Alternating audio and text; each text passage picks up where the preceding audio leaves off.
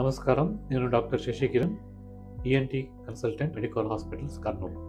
ముఖ్యంగా మనకి ఎలా వస్తాయి ఈ థ్రోట్ ఇన్ఫెక్షన్ అనేటువంటి నీళ్ళు నీళ్ళు కానీ, నీళ్ళు పొల్యూషన్, వాటర్ పొల్యూషన్ నుంచి కానీ, లేకుంటే బయట ఫుడ్ తీసుకోవడం వల్ల కానీ, చెడిపోయిన ఫుడ్ కానీ, స్టేల్ ఫుడ్ కానీ తీసుకోవడం వల్ల మనకు ముఖ్యంగా ఈ థ్రోట్ ఇన్ఫెక్షన్ అనేది చూస్తున్నాం.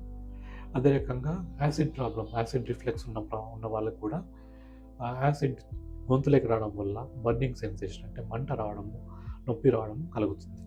సో దీనికి కూడా మనం కరెక్ట్గా ట్రీట్మెంట్ తీసుకోగలము, వెంటనే మనకి రిలీఫ్ వస్తుంది.